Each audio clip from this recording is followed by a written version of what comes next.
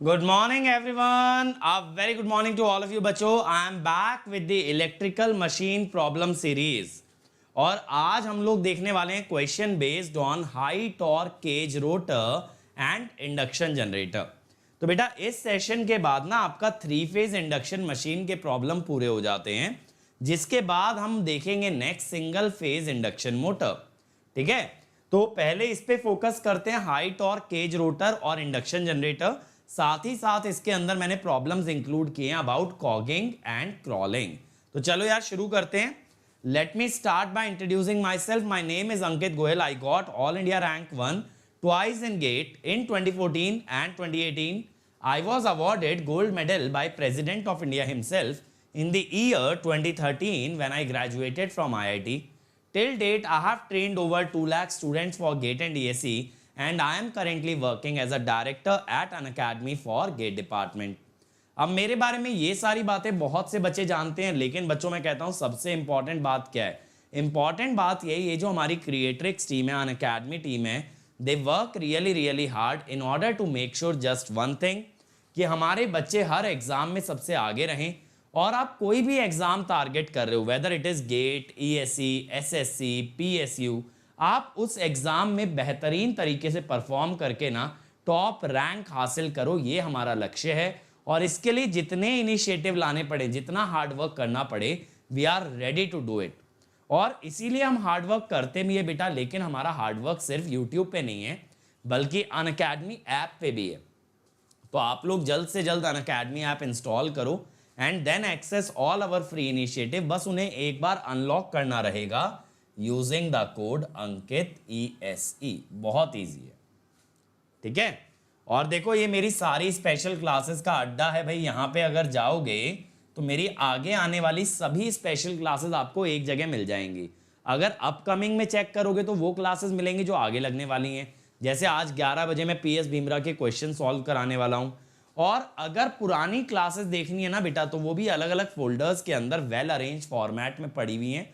आप लोग जाओ, चेकआउट करो, इन सभी क्लासेस को एंजॉय करो, और काफ़ी कुछ आपको सीखने मिलेगा यहाँ से.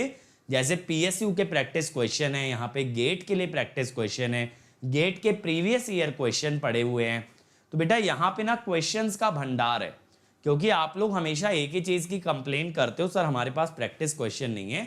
इसीलिए मैं क्या करता हूँ यूट्यूब से डिफरेंट, कि मैं आपको स्पेशल में ज़्यादा से ज़्यादा क्वेश्चन कराता हूँ, ताकि जो हमारे बच्चों के पास रिसोर्स नहीं है वो भी एक टॉप रैंक हासिल कर पाएँ. चलो तो आ जाते हैं भाई हाई टॉर्क इंडक्शन मशीन पे.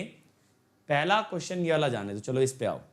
हाँ भाई, the 2 cages of a 3-phase 50 Hz 4-pole delta connected induction motor have standstill leakage impedance of 2 plus J8 and 9 plus J2. ठीक है, अब बेटा इसमें क्या होता है ना, जो ज्यादा रेजिस्टेंस होता है that is always actually the outer cage. Outer cage का रेजिस्टेंस ज्यादा होता है, रिएक्टेंस कम, और इनर केज का रेजिस्टेंस कम होता है, रिएक्टेंस ज्यादा. Estimate the gross torque developed at standstill. Effective rotor voltage being 230 volt per phase.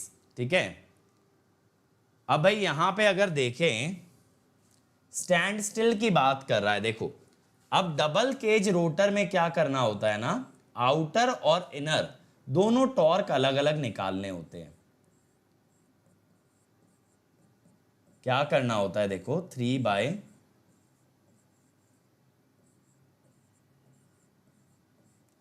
Outer वाले में आप आउटर का रेजिस्टेंस और रिएक्टेंस यूज करेंगे. ठीक है,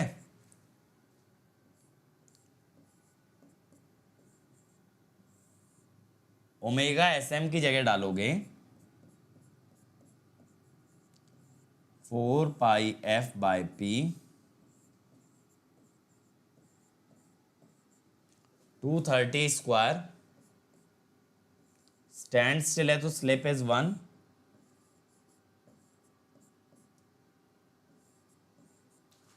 ये आया. ठीक है, अब ये कितना बन जाएगा भाई,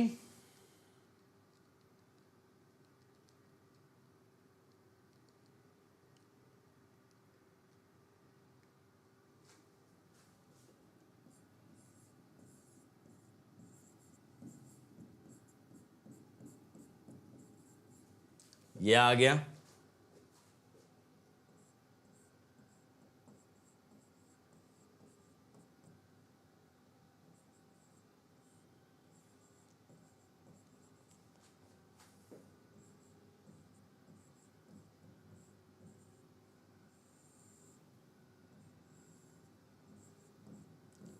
ऐसे ही देखो इनर वाले का निकालो। हमेशा ना दोनों का टॉर्क सेपरेटली आप निकालना। इसके अंदर भी क्या आएगा,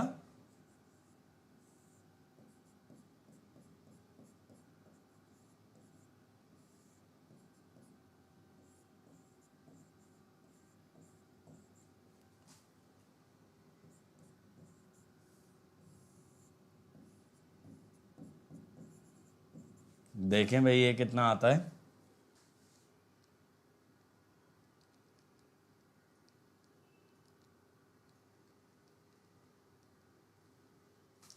$29.715। अब जो टोटल टॉर्क होगा ना बेटा, वो दोनों का सम हो जाएगा T outer plus T inner. और देखो स्टार्टिंग में दिख रहा है आउटर केज का टॉर्क ज्यादा है 136.69, है ना। आउटर केज हमेशा स्टार्टिंग पे ज्यादा टॉर्क कंट्रीब्यूट करता है, इसीलिए तो आउटर केज यूज किया जाता है। हाँ भाई, अब अगला क्या कह रहा है, at 1450 RPM when effective rotor voltage is 400 volt per phase. ठीक है, what is the gross starting torque if star delta starter is used. अगर स्टार डेल्टा स्टार्टर यूज करोगे तो ऑब्वियसली जो टॉर्क है वो 1/3 हो जाएगा, ये आप जानते हो। बट चलो पहले हम ये करते हैं, 400 वोल्ट पर फेज दिया है वोल्टेज,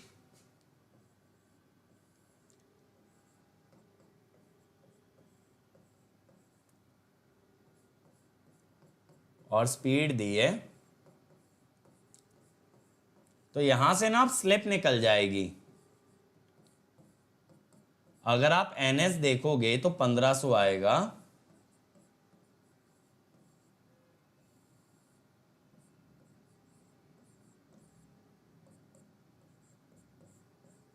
ये आ गई भाई। अब इस बार आप ये देखोगे कि आउटर टॉर्क जब निकालोगे,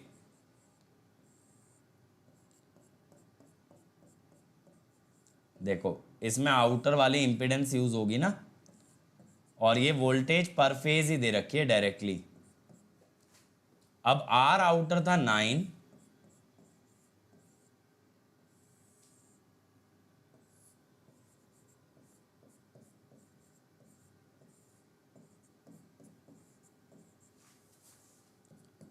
देखें जरा ये कितना आता है भाई,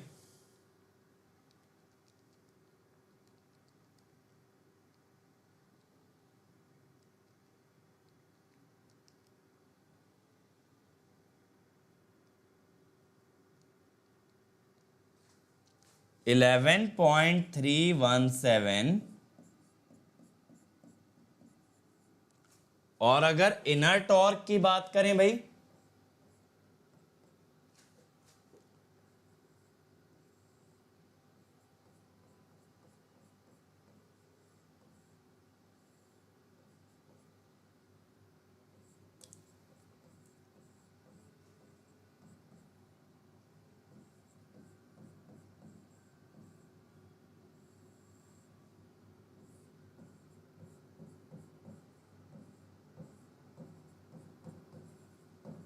देखें अब,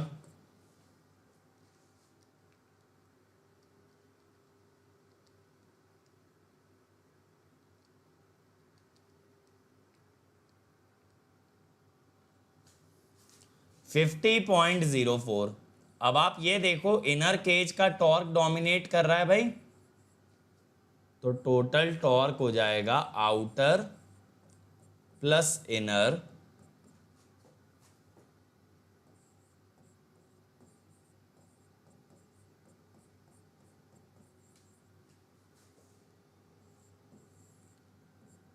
और अगर आप स्टार डेल्टा स्टार्टर की बात करें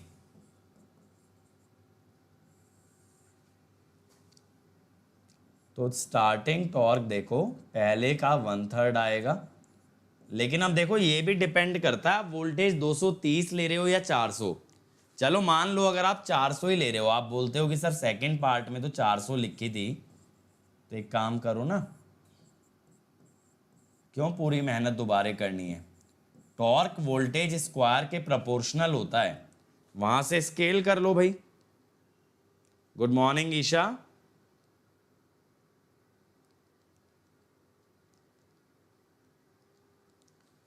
तो 137.8, ठीक है। तो मैंने स्केलिंग लगा दी, torque proportional to voltage square, और स्टार डेल्टा स्टार्टर के कारण 1/3। आशुतोष बेटा डिजाइनिंग ही ऐसे की जाती है कि स्टार्टिंग में जो है ना ज्यादातर करंट आउटर केज से पास होता है, तो आउटर केज डोमिनेट करता है, और रनिंग कंडीशन में ज्यादातर करंट इनर केज से पास होता है, तो इनर का टॉर्क डोमिनेट करता है। अगर आप मेरा कंसेप्ट वाला वीडियो देखोगे जिसके अंदर मैंने ये पढ़ाया है ना हाई टॉर्क केज, तो मैंने इसका रीजनिंग भी कराया है पूरा कि स्टार्टिंग में आउटर केज से ही ज़्यादा करंट क्यों जाता है और रनिंग कंडीशन में इनर से क्यों जाता है। ठीक है, चलो अगला देखें भाई। A double cage rotor has impedance of inner and the outer cage, okay. The ratio of the torque due to two cages at the time of starting. तो बेसिकली आपको T outer by T inner बताना है।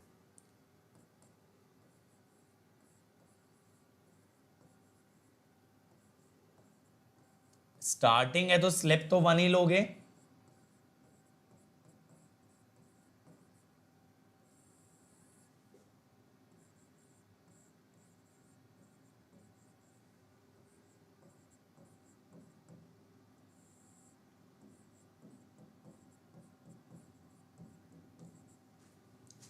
अब देखो यार यहां पे majority of terms तो कैंसिल हो जाएंगी,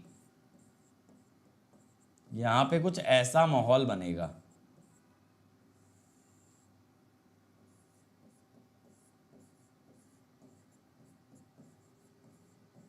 है ना। अब R outer by R inner 3, R inner का स्क्वायर 4 इंटू 10⁻⁻⁴, एक्स इनर का स्क्वायर 36 इंटू 10⁻⁻²।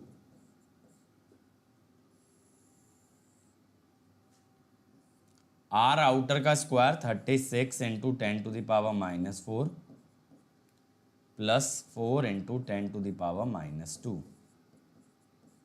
अब ये हो गया 36.04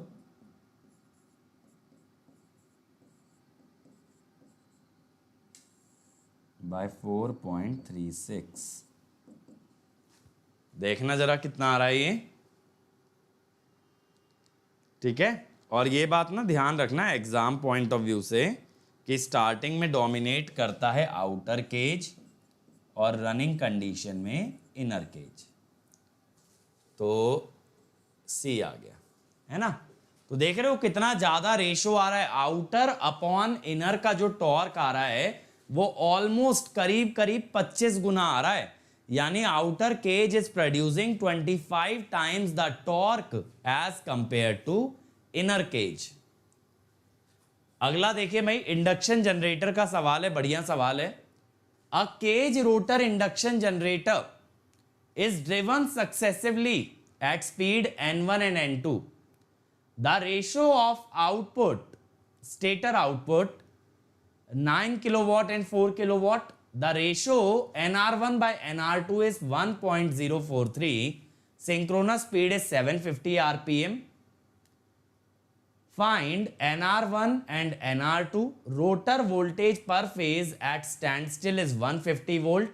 Neglect the rotor reactance and stator resistance. ठीक है भाई। अब इसने बोला है रोटर का रिएक्टेंस इग्नोर करने का है अपने को, तो भाई रोटर के सर्किट में बचेगा क्या?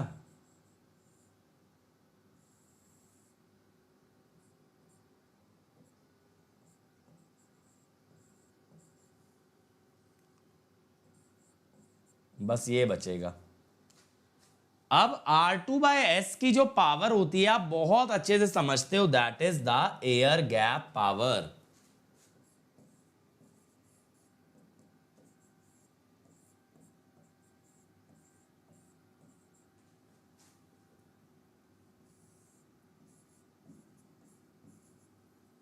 ठीक है जी, ये बात हो गई।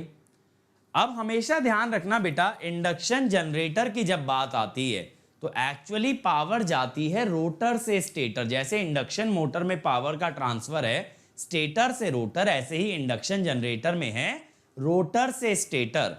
तो यहां पे बेटा एक्चुअली जो आपका स्टेटर आउटपुट की बात हो रही है, that is nothing but air gap power.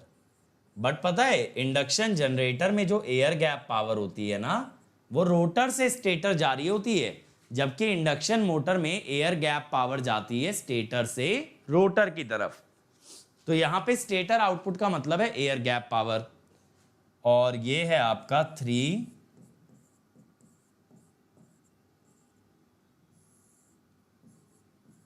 ठीक है, अब हमें क्या पता है, हमें दो स्लिप पे एयर गैप पावर पता है, 9 किलोवाट और 4 kilowatt. PG is proportional to slip from circuit. Okay sir, तो मैं ये बोल सकता हूं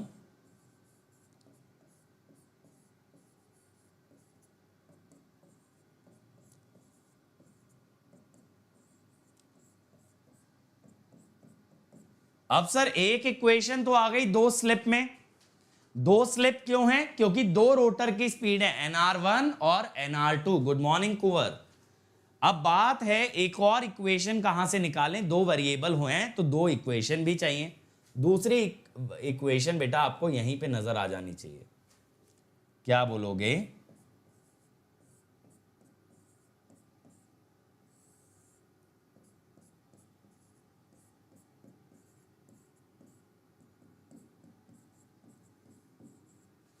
ठीक है,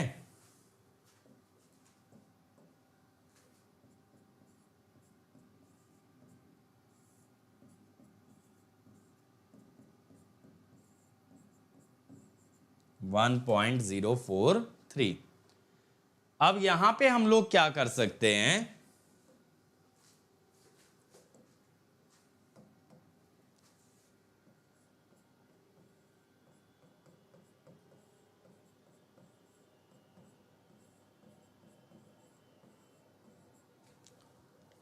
अब यहां पे आप S1 को लिख सकते हो 9/4 S2।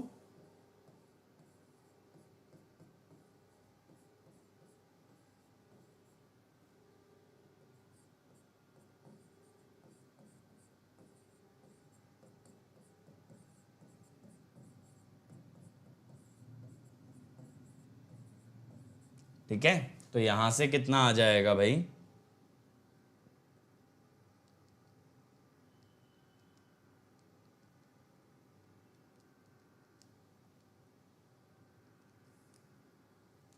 यहां से S2 आ रहा है -0.03562 और S1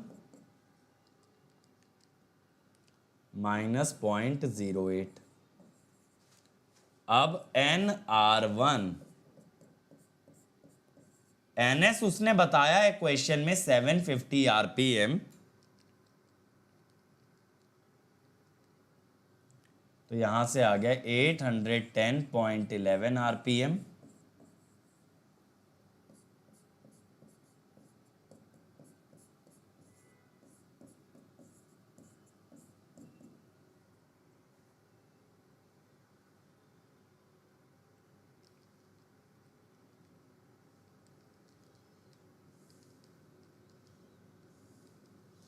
(776.72 RPM। तो इंडक्शन जनरेटर में बेटा जो पावर आउटपुट होता है वो खुद ही क्या होता है, एयर गैप पावर, और जो पावर इनपुट होता है वो क्या होता है, मैकेनिकल पावर। ठीक है, तो ध्यान रखिएगा जब इंडक्शन जनरेटर की बात आएगी तो power input is mechanical power which is PG 1 minus S, और ये पीजी से तो बड़ा ही होगा, क्यों?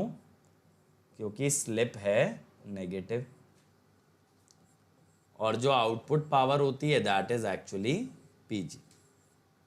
ठीक है, अब पीजी में से स्टेटर लॉसेस और अगर घटा दोगे तो एक्चुअली जो आउटपुट पावर होती है ना वो पीजी माइनस स्टेटर लॉसेस होती है।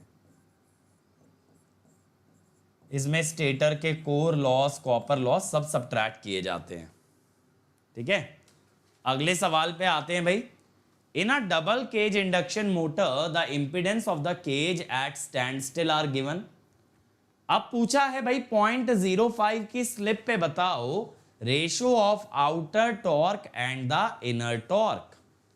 आप रेशो बताइए टॉर्क का। अब अगेन आप कहोगे सर ये तो बहुत इजी पूछ लिया, ये तो हम यूं ही पेल देंगे। तो पेल दो भाई, किसने रोका है? टॉर्क का फॉर्मूला ही तो लगाना है।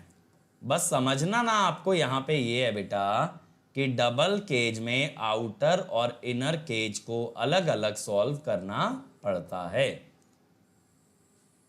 दोनों को दो मोटर की तरह देखना होता है आपको।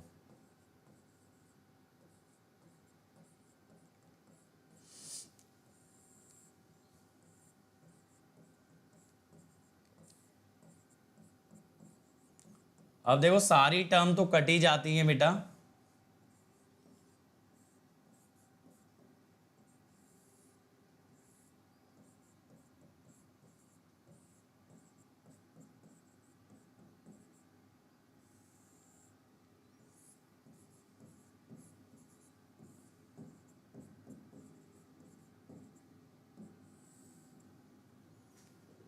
Are outer by R inner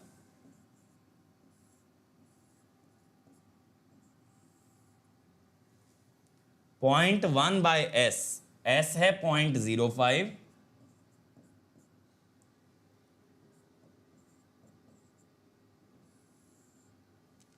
फिर देखो R not by S 0.03 by 0.05, ये आएगा 6 प्लस 0.4 का स्क्वायर।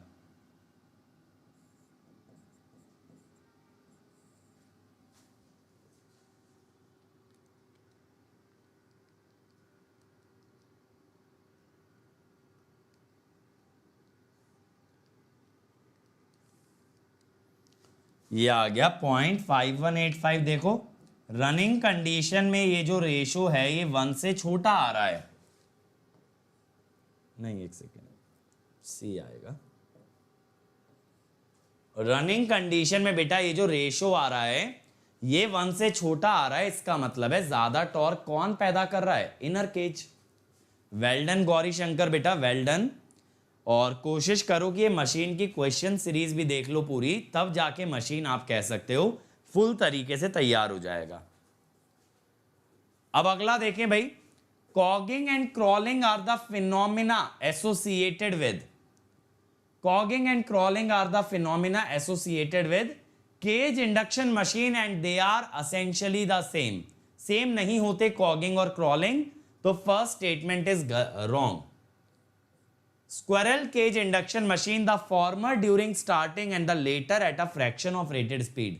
बिल्कुल सही बात है, क्योंकि कॉगिंग क्या करता है, यहां motor fails to start, cogging में मोटर फेल्स टू स्टार्ट, और क्रॉलिंग में क्या होता है, motor runs slowly, motor runs slowly at ns/7। बहुत कम स्पीड पे मोटर चल रही होती है क्रॉलिंग के अंदर। ठीक है, अब उल्टा बोल रहा है, थर्ड स्टेटमेंट में गलत हो गई, कॉगिंग स्टार्टिंग पे होती है और क्रॉलिंग रनिंग कंडीशन में। वाउंड रोटर के अंदर नहीं होता है कॉगिंग या क्रॉलिंग। ऐसा क्यों? क्योंकि वाउंड रोटर का स्टार्टिंग टॉर्क हाई होता है, तो अक्सर मोटर इन चक्करों में नहीं फंसती है। क्या होता है देखो, क्रॉलिंग के अंदर आपने देखा होगा बेटा, ग्राफ के अंदर एक सैडल रीजन बनता है।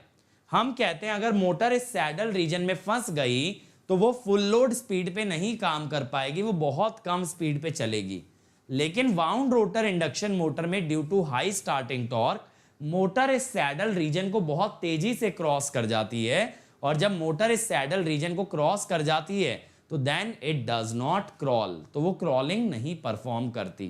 तो ध्यान रखना ये प्रॉब्लम किस में आती है, सिर्फ स्क्विरल केज इंडक्शन मोटर के अंदर। अगला देखें भाई, the deep bar rotor of an induction motor is equivalent to a double cage rotor for purpose of starting and performance. At the time of starting the current will be as shown. अब देखो starting में क्या होता है,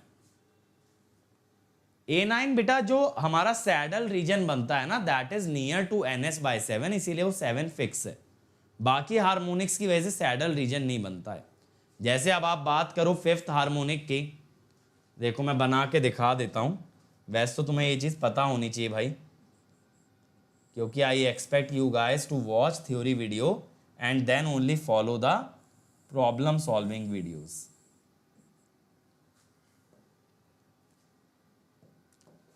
अब ये आपका fundamental torque होता है भाई, ठीक है। फिफ्थ हार्मोनिक वाला ऐसे होता है, ये वैसे ही कुछ नहीं बिगाड़ेगा। दिक्कत आती है सारी सेवेंथ हार्मोनिक से।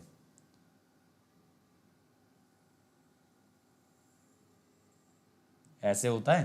तो ये जो आपका डिप आ रहा है ना, ये जो आपका डिप आ रहा है, ये जो नीचे की तरफ जनरेट, इसका जो जनरेटिंग रीजन है, इसके कारण इधर डिप बनता है। इसके कारण इधर में डिप बनता है। क्या होता है, इस तरह की कैरेक्टरिस्टिक बनती है। तो ये जो डिप आएगा that is near to NS/7, ठीक है। चलो हाँ भाई, अब इसने बोला है स्टार्टिंग में बताओ करंट डिस्ट्रीब्यूशन कैसा होगा। स्टार्टिंग में करंट डिस्ट्रीब्यूशन कैसा होगा। अब देखो क्या होता है, eight start slip is 1,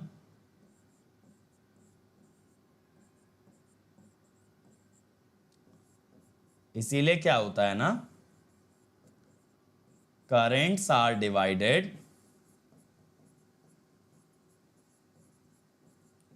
on basis of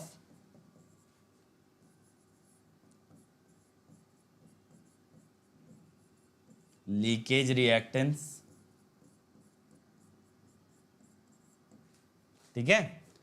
क्योंकि रिएक्टेंस डोमिनेट करती है तो करंट रिएक्टेंस के अनुसार डिवाइड होते हैं।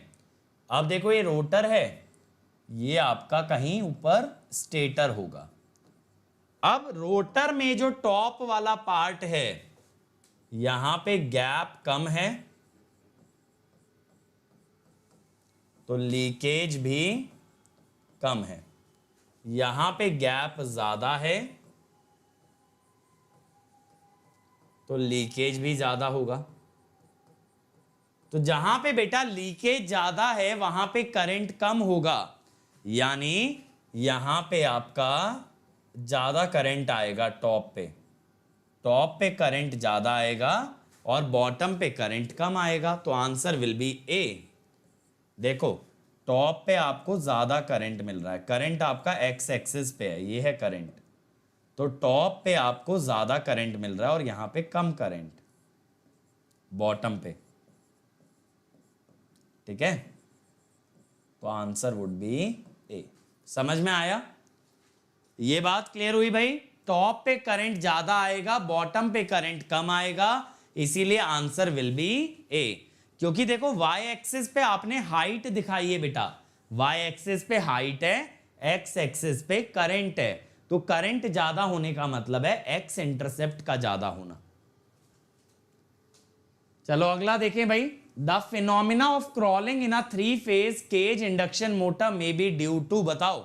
अभी मैंने बताया है भाई, क्रॉलिंग का फिनोमिना किसके कारण आता है इंडक्शन मोटर में? अभी अभी पूरा एक्सप्लेन किया है, जल्दी से बोलो, जल्दी से बताओ, क्रॉलिंग किसकी वजह से आता है? The answer will B seventh space harmonic. ns/7 वाला जो होता है वो स्पेस हार्मोनिक होता है, टाइम नहीं, टाइम के अंदर होता है 7ns। अगला भाई, ये रिपीट हो गया, चलो जाने दो, अगले पे आओ। In double cage and deep bar induction machine which rule controls rotor resistance and inductance? Double cage and deep bar rotor के अंदर कौन सा रूल आपका इंपॉर्टेंट है? बताओ भाई। Yes, the answer is skin effect, है ना। इसी की वजह से तो हम कहते हैं एक तरह से कि करंट टॉप पे क्यों लिंक करता है, करंट ज्यादातर टॉप पे इसीलिए जाता है, ड्यू टू स्किन इफेक्ट।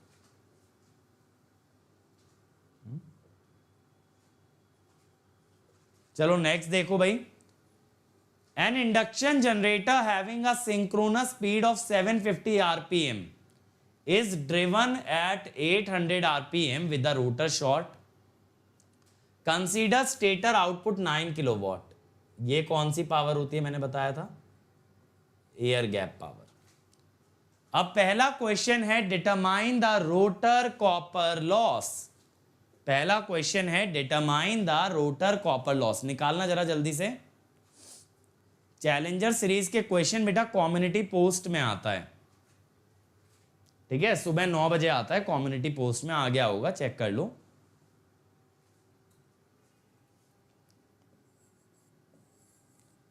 अब देखो यार, पहले ना स्लिप निकालो।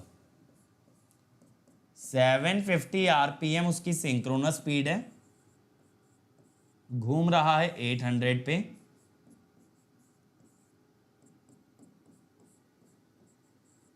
ये आया।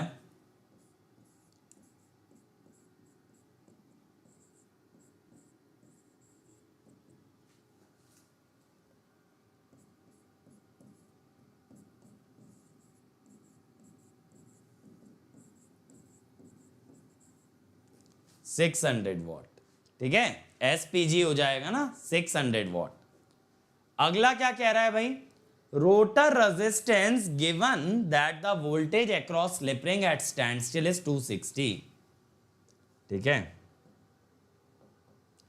अब देखो, अभी पीछे ही एक क्वेश्चन में मैंने ऐसा सर्किट बताया था ना कि अगर आप स्टेटर की इंपीडेंस, रोटर का रिएक्टेंस सब इग्नोर कर दो तो एक्चुअली बस ये बचता है। अब वोल्टेज अक्रॉस स्लिप रिंग जो होती है ना, वो लाइन वोल्टेज होती है। जब कभी स्लिप रिंग्स की बात आती है बेटा, तो स्लिप रिंग इंडक्शन मोटर में रोटर का कनेक्शन हमेशा स्टार होता है। तो दो स्लिप रिंग के बीच का वोल्टेज माने लाइन वोल्टेज है, तो फेज वोल्टेज आएगा 260/√3। अब यहां पे अगर आप एयर गैप पावर निकालना चाहें तो कैसे निकालेंगे? 3 times voltage square upon resistance. अगर आप यहां पे एयर गैप पावर निकालना चाहें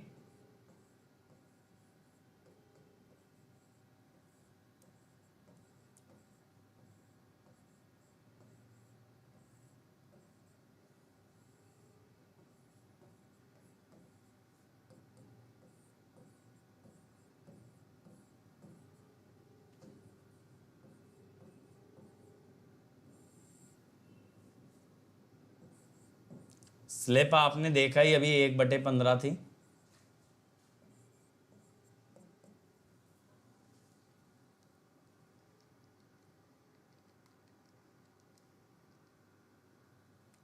तो ये आया 0.5 ओम, ठीक है, ये आ गया भाई।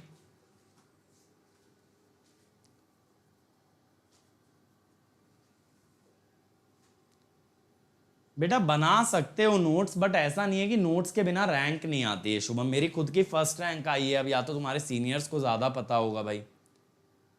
अब क्या है भाई? By addition of external resistance the stator output is reduced to 4 kilowatt. Determine external resistance. ठीक है। अब ये कह रहा है कि एक्स्ट्रा रेजिस्टेंस डाल के ना 9 किलोवाट की जगह 4 किलोवाट आ गई है पावर।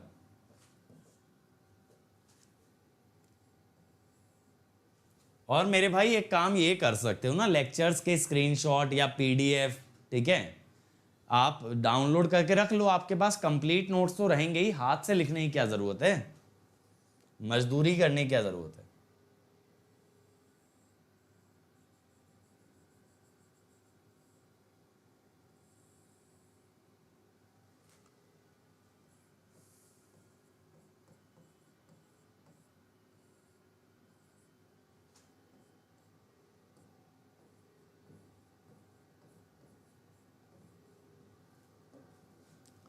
अब देखो एक्स्ट्रा रेजिस्टेंस जोड़ के आउटपुट पावर या आप कह लो एयर गैप पावर हो गई है 4000।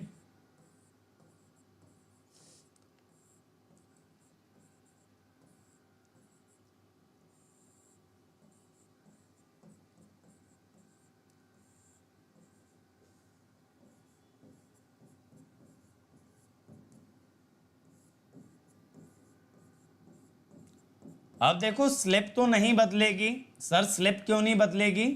बेटा स्लिप इसलिए नहीं बदलेगी यहां पे क्योंकि रोटर को आप प्राइम मूवर से चला रहे हो, ठीक है। रोटर को आप किससे चला रहे हो? प्राइम मूवर से चला रहे हो।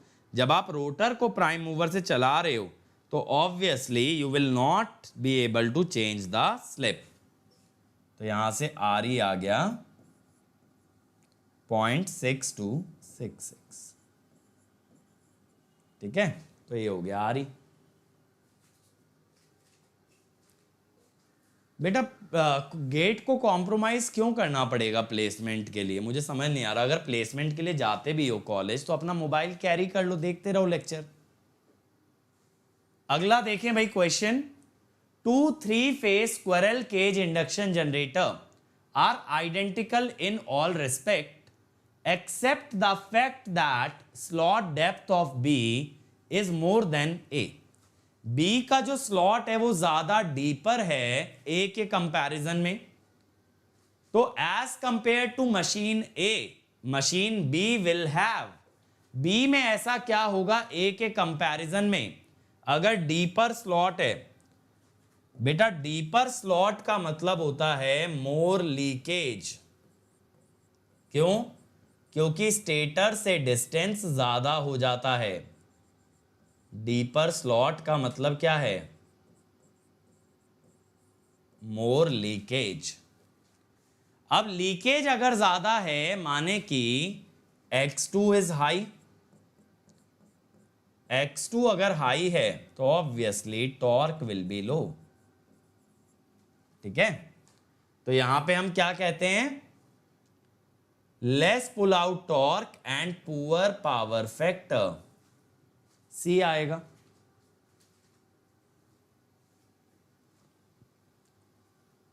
पुअर पावर फैक्टर क्यों? रिएक्टेंस ज्यादा है, रिएक्टेंस पावर फैक्टर को खराब करती है। अगला देखें भाई, the most acceptable field where an induction generator can be used. कहां यूज कर सकते हो भाई इंडक्शन जनरेटर को? जल्दी से बताओ, ऐसा कौन सा एप्लीकेशन है where you can use an induction generator?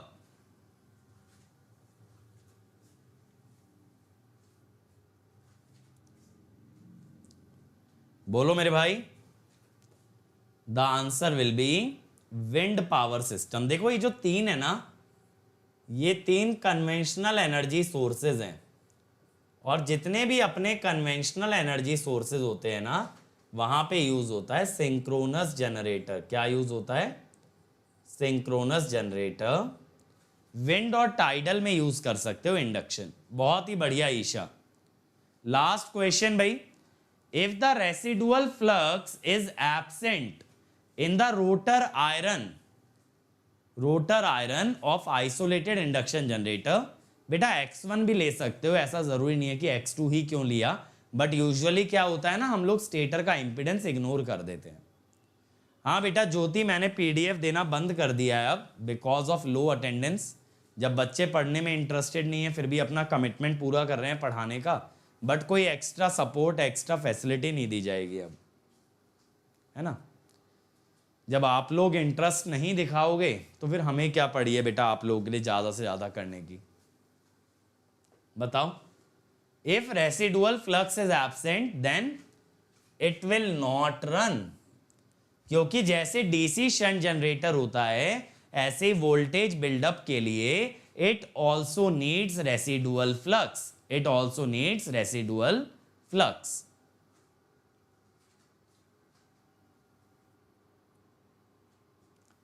बेटा सर्टिफिकेट तो चाहिए होगा डॉक्यूमेंट वेरिफिकेशन के टाइम पे, उसके बाद थोड़ी ना बनवाओगे, पहले ही चाहिए होगा।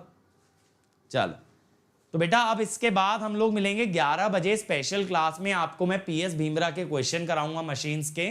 फिर 2 बजे हम आज करेंगे सिंगल फेज इंडक्शन मोटर के क्वेश्चन, ठीक है। तो आज आपका जो गेट रेलिवेंट सिलेबस है ना उसका सारे क्वेश्चन सीरीज निपट जाएगी। तो आज 2 बजे आना जरूर for solving single phase induction motor problems, और अभी 11 बजे to solve PS Bhimra problems. और जो बच्चे प्लस पे नहीं है जल्दी से आ जाएं भाई, प्लस पे 8 सितंबर से पावर सिस्टम आ रहा है।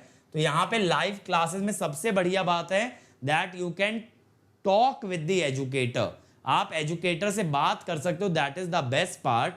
तो यहाँ कॉम्प्रिहेंसिव के साथ क्रैश कोर्स भी होगा, डेली असाइनमेंट आपको मिलेगा, हर संडे आपका टेस्ट होगा। और बेटा डाउट क्लियरिंग के लिए we have ask a doubt feature, जहां पे आप जितने मर्जी चाहे उतने डाउट पूछ सकते हो, हर एक का वीडियो सोल्यूशन आपको दिया जाएगा। बट अगर और आगे जाना है गो विद आइकॉनिक, वहां ये सबके साथ मिलेगा पर्सनल कोच जो पूरा स्टडी प्लानर बनवाएगा, आपकी मदद करेगा सेल्फ स्टडी में। टीचर्स आपको गाइड करते हैं in the study booster session, test analysis मिलता है, स्टडी मटेरियल आपको मिलता है, डाउट क्लियरिंग इंस्ट्रक्टर होता है डेडिकेटेड, जिससे कि आप लाइव डाउट पूछ सकते हैं, 1 to 1 बात कर सकते हैं।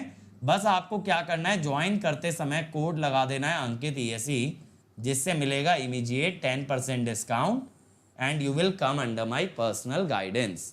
और बेटा जैसा मैंने बताया 8 सितंबर से 7 AM स्टार्ट हो रहा है पावर सिस्टम, ये 19 अक्टूबर तक चलेगा। इसमें 1000 से भी ज़्यादा क्वेश्चन हम करेंगे, 5 से 6 आपके टेस्ट होने वाले हैं इसके अंदर, तो बेहतरीन तरीके से तैयार हो जाएगा। और ये नए बैचेस हैं बेटा, क्रैक गेट 2022 का बैच है आ गया, आरोहन का बैच जी, आरोहन इज फॉर 2023, तो that is for GATE 22 and GATE 23 for electrical and ECE। और जो बच्चे ESE एस्पायरेंट्स हैं उनके लिए टेक्निकल का बैच A आ गया है for both electrical and ECE। और जैसा मैंने बताया आस्क का डाउट फीचर आ चुका है, जहां पे आप अनलिमिटेड डाउट पूछ सकते हो, किसी भी समय पूछ सकते हो। अगर आपका डाउट पहले पूछा जा चुका है तो आपको एग्जैक्ट मैच मिलेगा और इमीडिएट उसका सोल्यूशन मिलेगा। अगर नहीं पूछा गया है तो कुछ टाइम बाद सोल्यूशन मिलेगा रिकॉर्डेड फॉर्म में in a form of video solution. और अभी बेटा अगर आप 6 मंथ्स के लिए ज्वाइन करते हो you will get 3 months extra, ताकि आप मेंस की तैयारी भी कर पाएं। बस मैं लेकिन ये रिकमेंड करता हूं बेटा 2 इयर्स के लिए ज्वाइन करो, क्योंकि बेसिक से एडवांस तक कंसेप्ट बिल्डिंग में टाइम लगता है।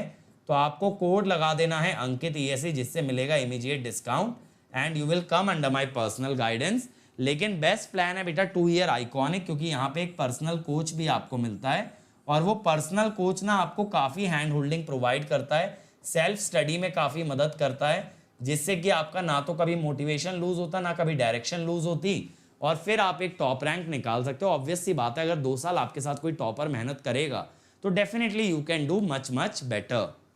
और बेटा आप स्पेशल क्लासेस के लिए मुझे फॉलो कर लो ताकि आपको नोटिफिकेशन आता रहे। Special classes are interactive live classes, जहां पे पोलिंग फीचर होता है, तो हम क्वेश्चन पोलिंग की मदद से कराते हैं, जहां आप खुद को टेस्ट कर पाते हो। वहां पे आप रेज हैंड करके टीचर से बात भी कर सकते हो। अगर फॉलो कर लोगे तो कोई क्लास मिस नहीं होगी, नोट्स आप डाउनलोड कर सकते हो, और क्लासेस आप अपने फ़ोन के थ्रू कहीं से भी अटेंड कर सकते हो। अभी 11 बजे मैं स्पेशल क्लास लेने वाला हूं, तो जल्दी से जल्दी ज्वाइन करो, ठीक है। और ये मेरी अनअकैडमी प्रोफाइल है, इन केस अगर कोई क्वेरी होती है यहाँ मुझे मैसेज डाल सकते हो आप। And this is my Telegram channel, जहाँ हम कराते हैं डेली क्विजेस, तो उनमें पार्ट लो और अपनी तैयारी को टेस्ट करो। Thank you everyone, like share जरूर करें, सब्सक्राइब करें इस चैनल को और बेल आइकन दबाएं ताकि नोटिफिकेशन आता रहे। फिर मिलेंगे 11 बजे इन स्पेशल क्लास, तब तक मचाते रहो, फोड़ते रहो, लेट्स क्रैक इट।